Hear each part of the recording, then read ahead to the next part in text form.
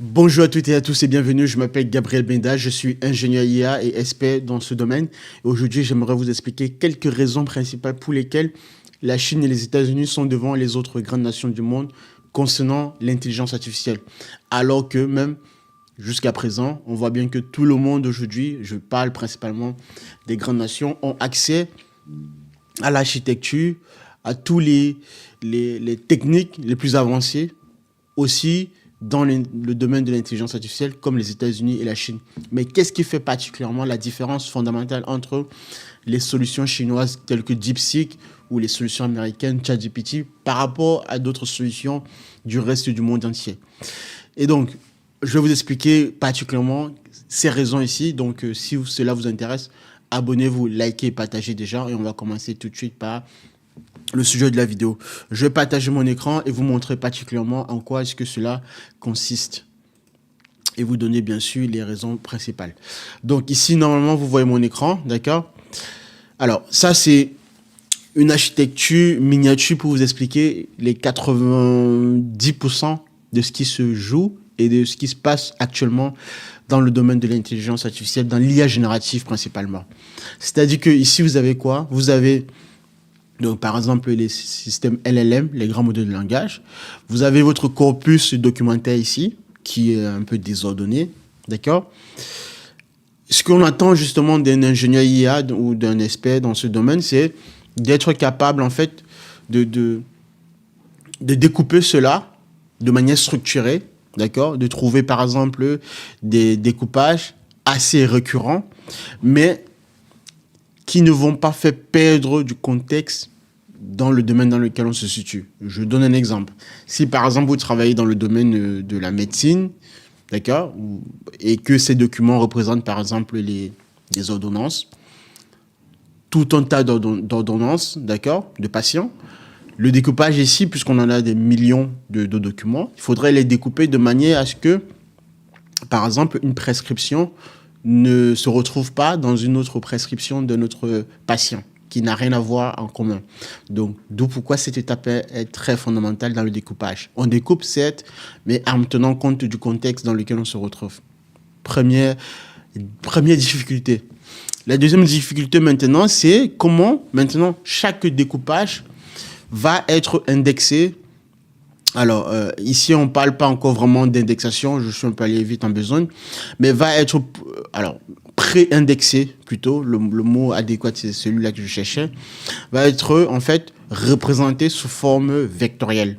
Puisque effectivement, lorsqu'on a découpé et on a donc des morceaux en fait de documents, d'accord? Et ces morceaux-là vont être représentés sous forme vectorielle, donc de nuages de points que vous voyez ici là.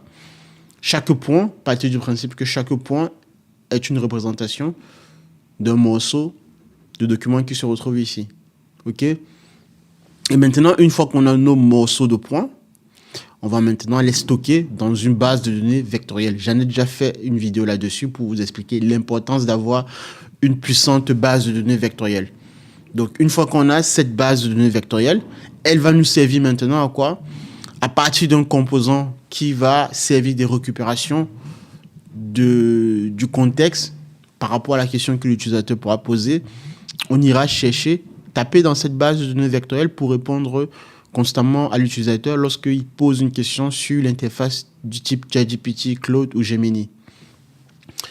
Si vous comprenez ça, ou bien si vous avez compris cette description, vous venez de comprendre, comme je le disais, 90% de ce qui se joue actuellement dans l'IA générative, tout particulièrement dans le domaine des LLM, des grands modèles de langage.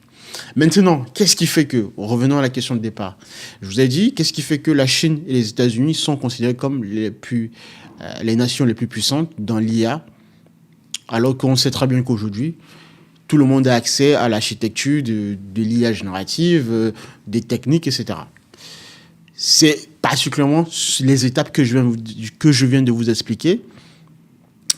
Je suis allé rapidement dans la synthèse, mais la difficulté, c'est que la Chine et les États-Unis maîtrisent parfaitement les techniques de découpage, de chunking en anglais, donc de chunk, ok, des techniques de pré-indexation, ok, comment on va indexer des millions de vecteurs, d'accord, il est stocké dans une base de données vectorielle.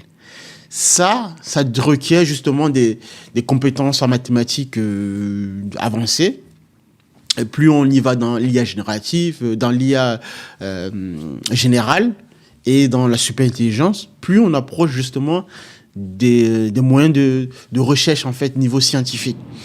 Et la Chine et les États-Unis investissent massivement dans la recherche scientifique. Donc, de pourquoi évidemment la Chine et les États-Unis disposent de grandes universités, des partenariats entre ces universités et les laboratoires.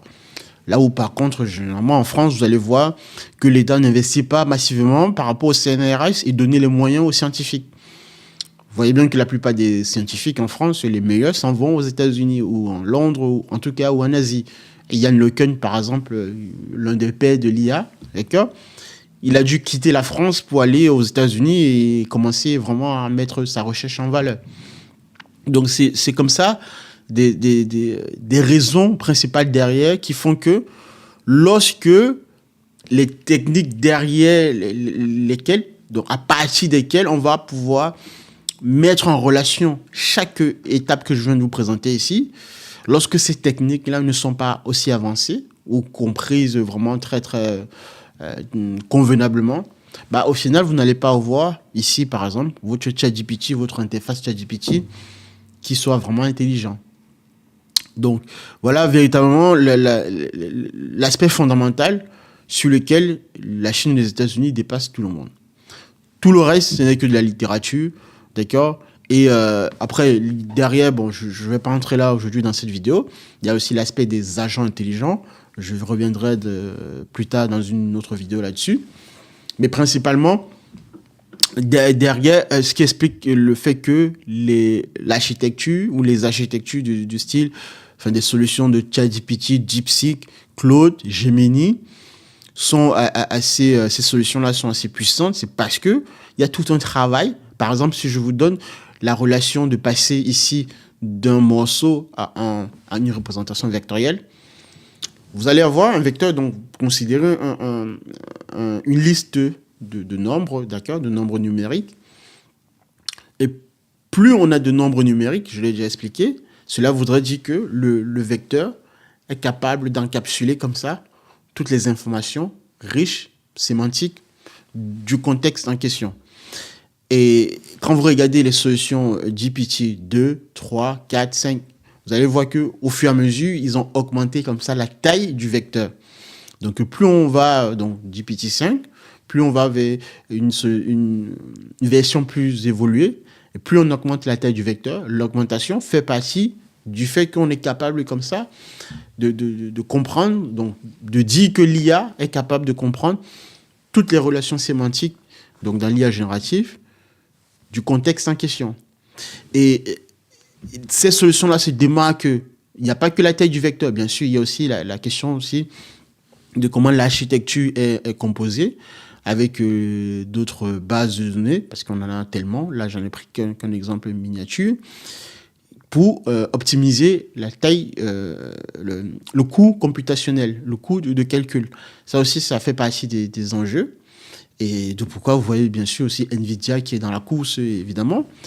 Donc, tous ces aspects-là, pour vous dire quoi ? Pour vous dire que tous ces aspects-là, les majors, donc OpenAI, Anthropic, Google, maîtrisent par rapport aux autres, en fait, ont une avance bien supérieure par rapport aux autres concurrents, Mistral, et relativement peut-être chinois.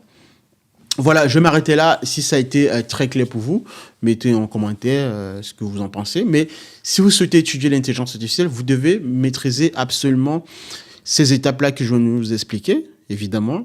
Et cela fait partie du quotidien de tous les ingénieurs IA ou toute personne qui voudra se lancer dans l'IA et commencer véritablement à créer des solutions intelligentes. Merci de nous avoir suivis. C'était tout pour aujourd'hui. On se retrouve la prochaine. Je vous dis au revoir et restez concentrés.